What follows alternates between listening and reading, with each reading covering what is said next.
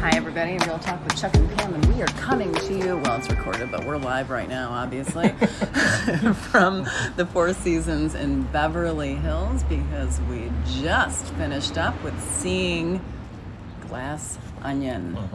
And we're at a press conference, and we had a little bit of time and thought we would go ahead and update our podcast. We've been a little lax in doing that last week, so we're going to do a little catch-up today, aren't we? That's right. No catch-up on our potatoes, though, did we? Or our eggs. Didn't eat them. Didn't eat them. So, what do you want to start with, Chuck? Well, holiday season is right around the corner, of course, and so the holiday movies are starting to come out of the works, and I shouldn't say Netflix, Apple has one coming out this week called Spirited that I know you saw. You're smiling. I am. I had fun. Just mentioning the title, yeah. Yeah. I mean, it's Will Ferrell, come on. And Ryan Reynolds, who I know you don't love, I do. And Yeah, when I was originally saw the preview to this, I was like, this is going to be a problem. Because their personalities at times are very similar as far as calling attention to themselves. Okay. I was like, having two of those types of personalities in a movie is going to be a problem. Okay. They're going to be stepping on each other's toes. They're going to be trying to one up, and that wasn't the case for most of it. So that was a relief. I thought it was very clever. Interesting new take on A Christmas Carol. Apparently, Scrooge wasn't the only one saved by the ghosts of Christmas present, past, and yet to come. This is a whole corporation type thing. Of the afterlife. Of the afterlife, yeah, like a supernatural salvation company. And they decide that they're going to save one person a year, the one that will have the greatest effect if they are redeemed, and to spend the year researching this person and delving into their past and setting up huge productions and to recreate certain things. I mean, it's just a multi-million-dollar seemingly enterprise. And they decide that they're going to save this guy named Clint Briggs this year, who's played by Reynolds.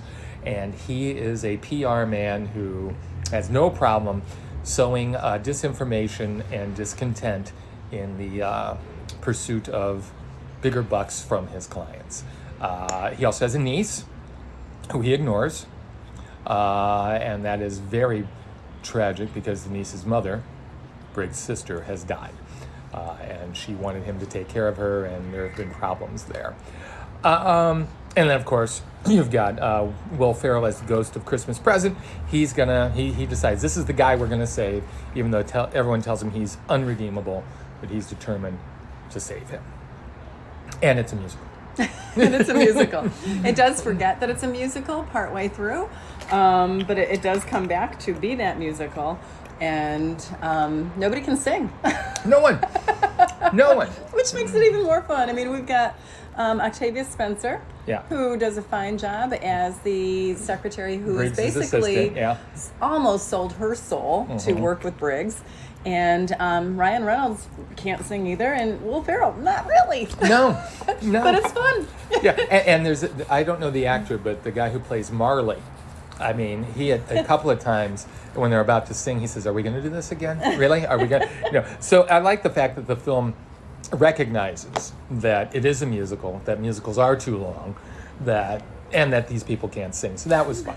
But there are singers and dancers in there that are extraordinary, especially toward the end. I wish they actually would have done a little bit more of that song and dance stuff because I thoroughly enjoy that. In fact, I was singing and dancing at the end of the movie. You should have seen some of the moves that I had. I am so sorry. I missed that.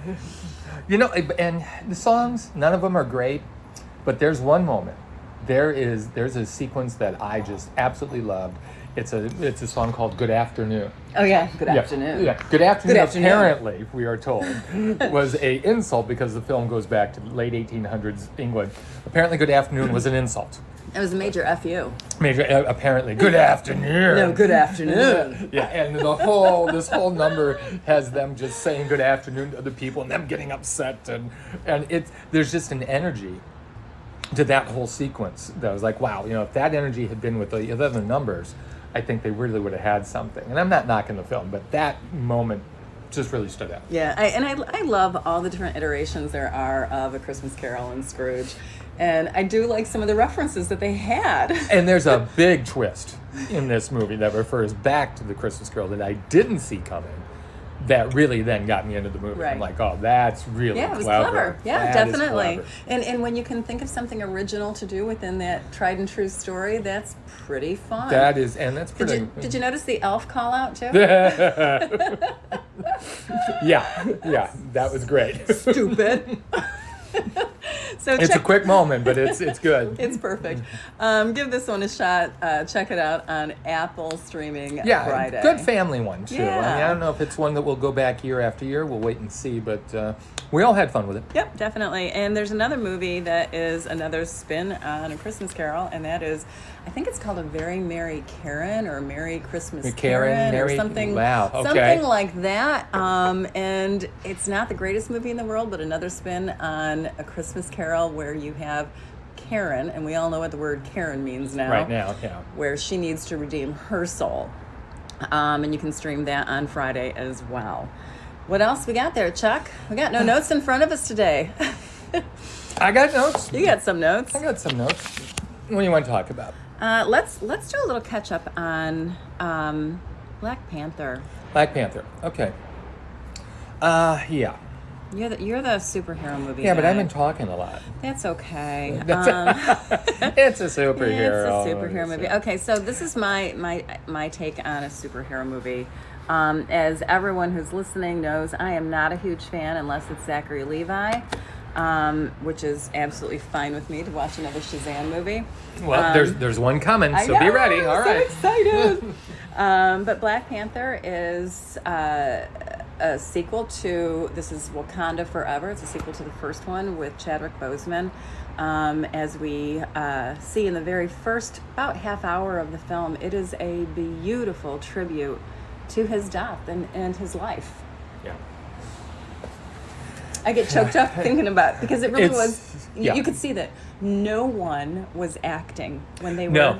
when they had the funeral procession, Right. and they were talking about the loss. Nobody had to act in this, and there was not a dry eye in the theater or on the screen. Can you imagine being on that set? No. I mean, can you imagine the gravity, the weight that they were all carrying? I would love to interview any of them, and I would also imagine it must have been some sort of a cathartic moment as well. I mean, Right. something that And a they healing. all needed. Yeah, Yeah. a way of celebrating and then a way of healing. Yeah, and you know, it's. I know you weren't a big fan of this film, and it is definitely flawed. I mean, I will give you that, but I would say that whole aspect of the movie helps elevate it above other superhero movies as well. And I think the other aspect that helps elevate it is that because of that, this movie is really about grief. Yeah. I mean, it's about what happens to you when an unspeakable tragedy occurs. What do you do?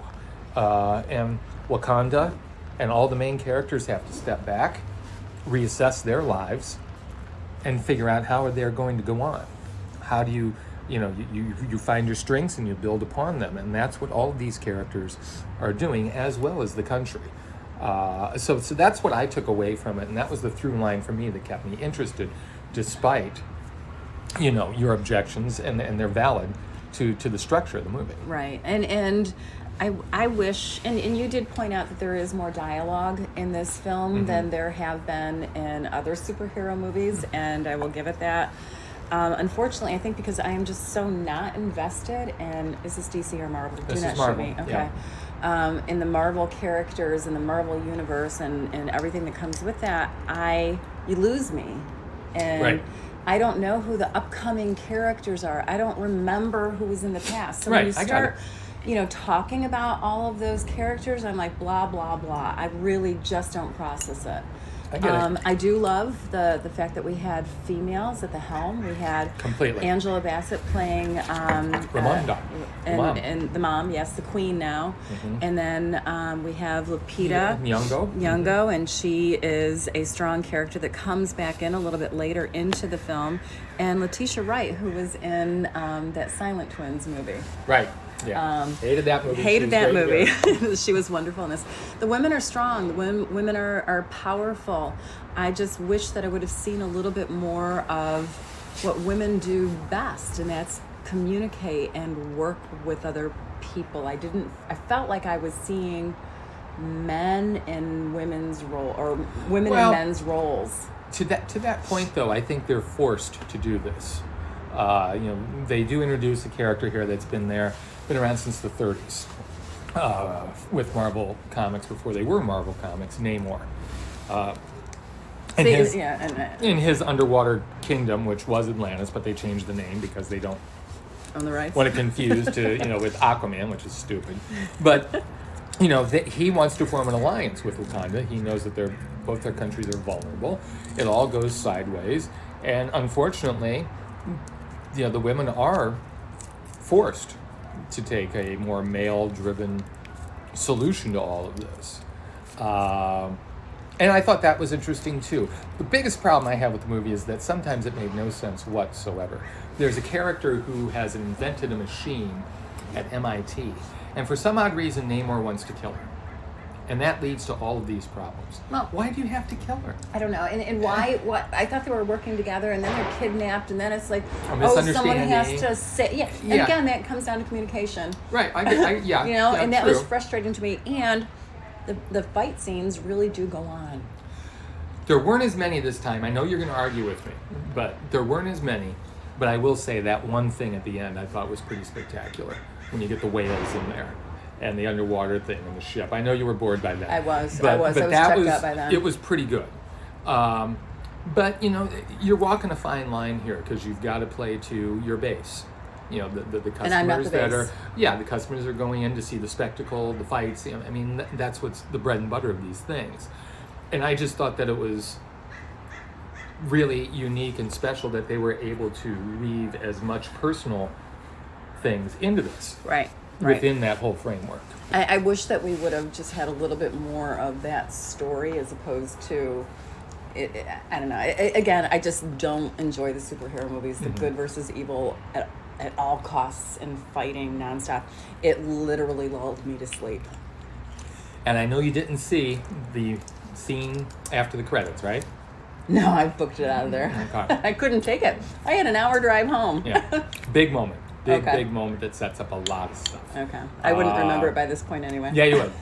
This one you would. All right. You'll have to share that with me when we're done recording. Yeah, there is some talk of Angela Bassett being nominated in a supporting role, and that would be wonderful.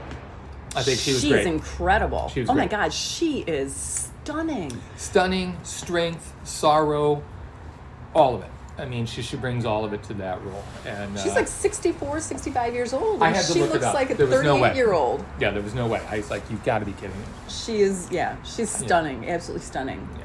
She nominated once before, and unfortunately been overlooked for far too long. Yeah, and she's had some pretty amazing roles that she really should have won for. Yeah. So let's hope she gets some recognition there. That would be cool. All right, so do we have time to do one more before we go to our press conference? It's 10:50. I think we do. Okay. I want you to explain to me why you like Sam and Kate. Okay. Tell us about Sam and Kate. All right. Hamster. All right. This is a story about a father and a son and a mother and daughter. Both have had some tragedies in their lives, and the dad, Bill, is played by Dustin Hoffman, and his son is played by his actual son, Jake Hoffman. And then we've got the mother-daughter. The mother is played by Sissy Spacek, and the daughter is her daughter, Skylar Fisk. This is a strange love story. Yeah, it would be a good way of putting it. Where I think everyone's still trying to figure out where they are in their lives. The son is a bit of a misfit and a bit of adult who hasn't gotten his life and act together, and he's taking care of his curmudgeon of a father. And he seems to have no edit mode. And then we've got Kate, played by Skylar Fisk, who's taking care of her mom, who's pretty feisty and spunky. But she's got an issue as well, and that's revealed later on in the movie. Well, the two sets of older and younger people are set up in some way. In some way. Yeah. What did I like about this? I liked who they were as people. I felt it to be a a realistic story of personalities. I saw a little bit of my father in Dustin Hoffman. Okay, maybe that was your connection. Maybe. Okay. And you can't argue. When I saw Sissy Spacek and the woman who plays her daughter, who is her daughter, I'm like, oh my God, they look so much alike. Right. And there is that natural chemistry, obviously, because these are true life sets of people. I liked who they are. I liked the natural flow of things, of the story. It had a nice arc to it. It had a beautiful ending, and it just was it was a nice story. Is it something that I would go out and pay money to see? Probably not. I'm going to stream it at home and be entertained because I like who these people are and what they had to bring to the story. You did not like it, did you? It was okay. Okay. It was okay. This is coming to video on demand this week. It just seemed kind of contrived to me. Okay. And I didn't I'll give you like the that. Jake Hoffman character. Oh, He you was didn't? kind of adult. He was definitely He was adult. adult. He was a pot-smoking, non-go-getter. And a huge blunder that he makes in regards to this budding relationship is unforgivable. And that was brushed away way too easy. Okay. Once they get together. Okay. I'm like, no, you're not. Okay. All right. That's you're doomed. You're not getting over that. And it just seemed as though their coming together at the end was just a bit too convenient for Okay. me. And it's like, come on. All right. Come on, give me a break. Although it's always great to see Dustin Hoffman and Sissy Spacek, but yeah, obviously they were doing favors. They're being good moms and dads for this. They were. All right, we got that, and we're going to take a break right now because we are going to go in for our press conference. So part two, this is like a traveling feast, a traveling podcast. Right. We were at the Four Seasons. Now we are at LAX after a brief respite at the Santa Monica Beach. And here we go. Timing couldn't be perfect. Thank There's you. a napkin and a fork right away. That's awesome. Yes. Thank you. Our lunch dinner delivered with perfect timing at the California Pizza Kitchen. So there's going to be a lot of ambient noise here. We apologize. Chief among it, going to be my fork clanging against my bowl, but Thank you. Oh, it's plastic, so it won't clank. Thank you. Plastic cutlery, so it won't be too bad. So we did talk about Spirited and Black Panther 2, Sam and Kate. We've got a couple more we want to cover this week because this is, of course, the busiest time of year. Studios always hang on to their big productions at the end of the year to be fresh in the voters' minds as far as awards are concerned. So we want to stay on top of things. Did you see Enola Holmes 2? I did. What did you think of the first one?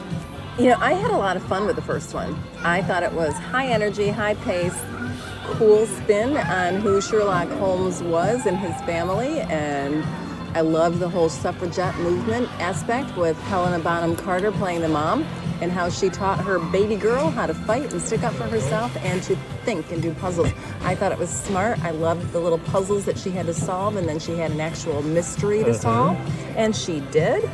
I enjoyed the first one. The second one I enjoyed as well, but not quite as much. I think she's grown up a little bit, and I think that kind of changes. It's not adorable anymore. No. But I will say that my son, and he would kill me for saying this, so that's why I'm going to say it, has quite the crush on the Millie Bobby Brown. And in watching her, I've never gotten into the Stranger Things, but in watching her in these two films, I understand it. She is nothing but charming. Absolutely charming. And she's one of those performers who has that screen presence that it's something you can't teach. You either got it or you don't. Right. And she's got it. And she keeps me hooked on these movies. I love Sherlock Holmes. I love the original stories, many of the offshoots. Any of you who are serious about Sherlock Holmes, avoid these movies, I will say. Because they play fast and loose with the Sherlock Holmes canon and what actually happened. So you'll be driven up the wall if you take any of this seriously. But it is fun. And one of the things I liked about this one, number 2, was that it's based on an actual incident. Right. I didn't know that until the very end. Me that was either. so cool. And I looked it up and I was like, oh my Yeah. gosh, this is fascinating. But apparently there was a strike in the 1880s in London involving matchstick girls. These were young girls, women that worked in factories that made matchsticks.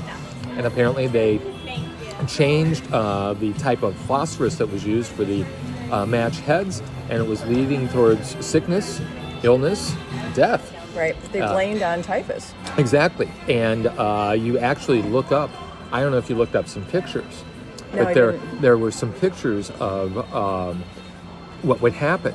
And there was a scene earlier in the movie when they said it was typhus. Right. And one of the girls had a very enlarged jaw and Yes, everything. yeah. That was an actual condition that they were Oh, my suffering from. goodness.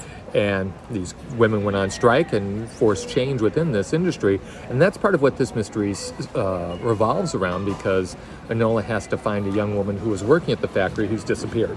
And for a reason that I will not disclose.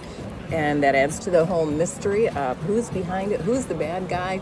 And I have to say, I really did enjoy all of this, but some of the characters were so one-dimensional, I kind of think it took away from the story. Like, the bad guys were really just the bad guys, you know? And that's fine. I like the relationship between Henry Cavill, Sherlock Holmes, and Enola Holmes. Right, it's very good. It is good.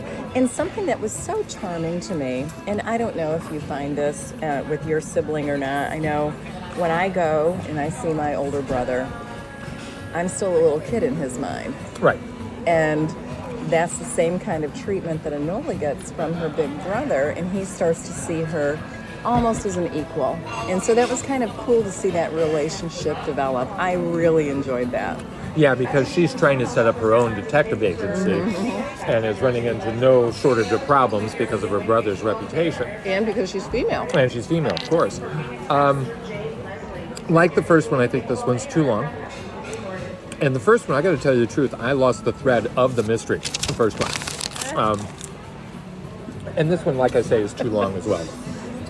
But I absolutely love when Enola Millie turns towards us and talks to us. Breaking that fourth wall is fun. It is great because you just see the humor, the delight in this performer.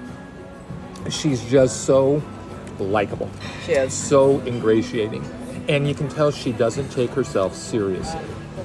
I mean, Enola looks foolish at times. When she's trying to figure out what to do with Lord Tewkesbury, Right. who she's in love with, she's completely flummoxed. I mean, that's the big mystery to her. Right. She can't figure out what to do with her feelings or this guy. And this new little love story is adorable. It is. That part is still adorable, Yeah. you know? And again, you see her not perfect. She has her failings, and you relate to her. If they could just make these things about 20 minutes shorter, I think they would move much better and be much more coherent. I'm not even going to try to explain the mystery. No, you shouldn't. Yeah. No, it went down so many little alternative paths. Right. But streaming now on Netflix, check it out. It's one of those movies you can watch with your teen and everybody can be happy. And production values. Oh my gosh, Gorgeous amazing, film. right? You know, and she produced this film and the other one too. She's a very smart young woman. She is. And obviously they have not skimped on these movies. They're really great to look at. What else we got there, Chuck? We have got, Can't read your writing. can't read my writing, Armageddon Time. Okay. Let's talk about Armageddon Time. That was one that was supposed to be something, and I don't think it was. If you know what I mean. Yeah, I'm trying to think what it was. Well, I think it's supposed to be a big time awards contender for the year. I know that people are comparing it to The Fabelmans because that is about Steven Spielberg's formative years. This is about writer-director James Gray's formative years. So thematically, they're Oh, the that's same. what it was. Okay. That you just didn't remember? No. Yeah. Okay. Well, that just says everything. Totally went out of my head. That says everything then. Yeah, because this is a movie that has good intentions, but I think far too many problems. You know what? I think that it goes back to the fact that nobody's life is that interesting unless you take some poetic license and expand on it. I don't think that he expanded on enough poetic license to have us engage with this little boy who is so immature for his age and really has been protected from so many different He things is in life. so unlikable. Yes. He is such an unlikable character, which is based on James Gray. Right. And I did happen to read an interview with him last night, and he says, I was complete shit. I was a total terror. And to his credit, he's not sugarcoating that. Who cares? Yeah, there is a lack of engagement. Why do I care about this movie? There's a lack of engagement in this film. The only time that I felt like I was in the movie is when Anthony Hopkins was on the screen as the grandfather. The grandfather, yeah. I needed more of that. I needed to have one solid relationship, not 10, in little snippets and slices of life. And that's what this is a slice of life. But man, it was like a slice of pizza is made out of cardboard, and I just chewed and chewed and chewed and still got no flavor out of it. Yeah, and it's going to be interesting. All right, I'll come back. When we see the Fablemans, how this compares. Right. I know that Spielberg ended up writing that script with Tony Kirshner, his frequent collaborator. I know Gray wrote this one on his own. And maybe that's part of the problem. I mean, I think sometimes you can get too close to your own stuff. And you need another pair of eyes, something a bit more objective. And I don't think that was there. Right. I would agree with you. And, and I think I've said to you, I'm not the greatest fan of Jeremy Strong or Anne Hathaway. But they star as the parents. And they did a good job with what they had. Yeah. So good of a job that I kept wanting more of them. I need more about the dynamic between you two. Right. How did this relationship with your son develop? Right. Where and did their this... relationship, because it's very angry and very volatile.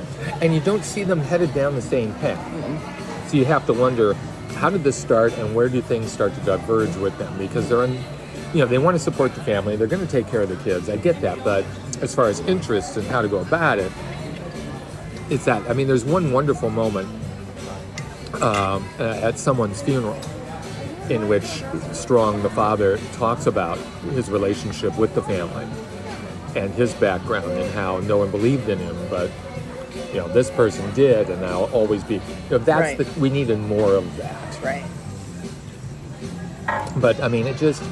Yeah, Armageddon time, I think they thought it was just going to come in and sweep all the awards and nominations, and it just left me flat. It absolutely flat, and totally unmemorable to me because I seriously could not remember what that was about. It's probably been out for a couple weeks now.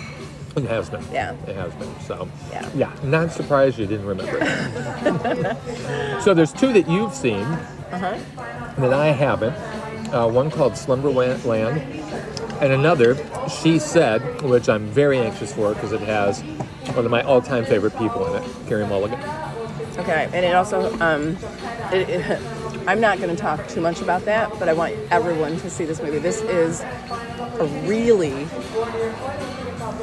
angering movie. Two New York Times reporters who dared to break the story about Harvey Weinstein. And we know what happens. We know they break the story, but what we don't know is the journey that they took in order to get that story out there, and the support that they had from their supervisors at the New York Times, and the death threats that they got as they were collecting information and interviewing women who were too scared to talk about what happened to them.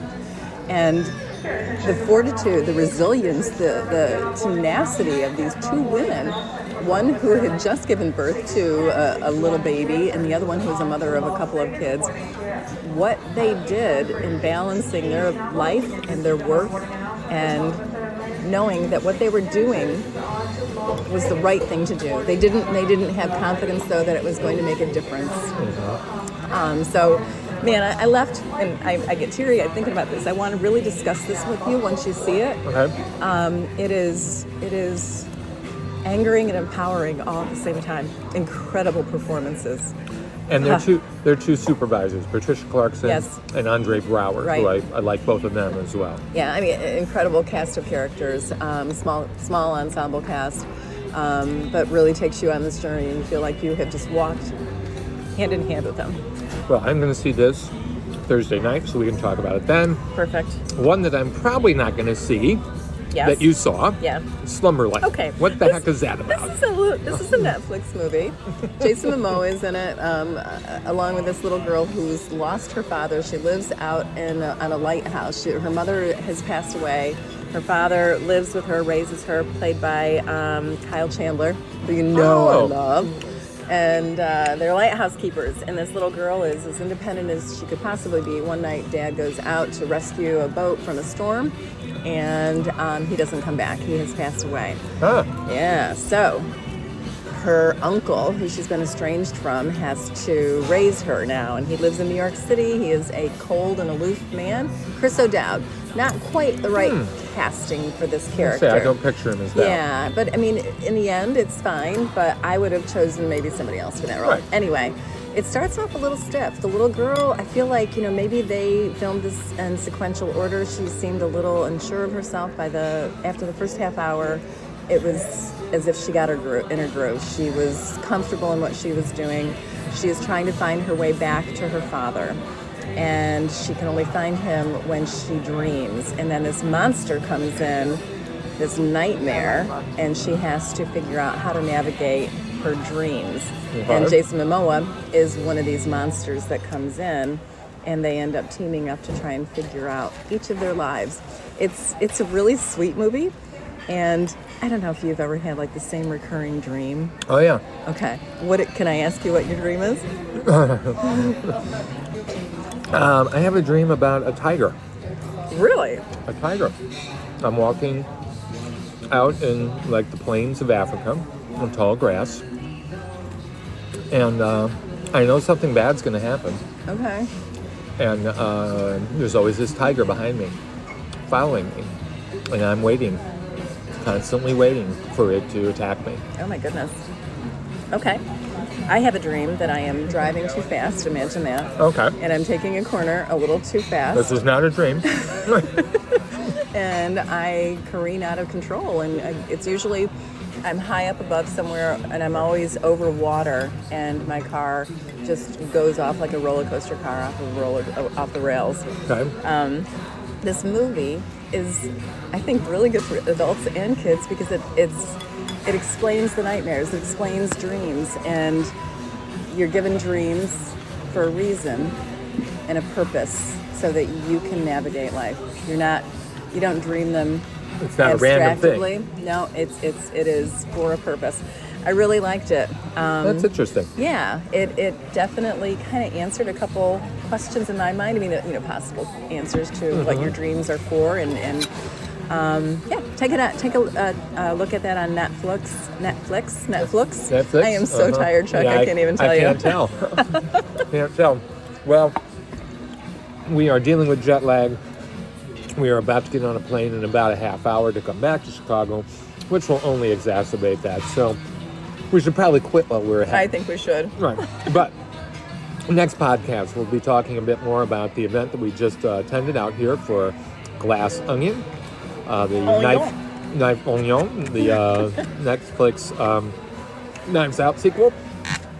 We'll also touch upon She Said in more depth because I'm going to see that. And also, I think we're going to talk about the menu.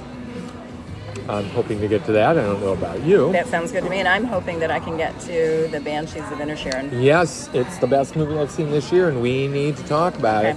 You go see She Said, and I will go see Banshees. And then we also have the Fablemans coming up, Bones and all.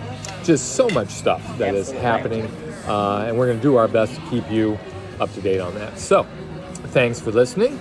Thanks for dealing with all the ambient noise we have going for you, and we hope you'll come back. Cheers.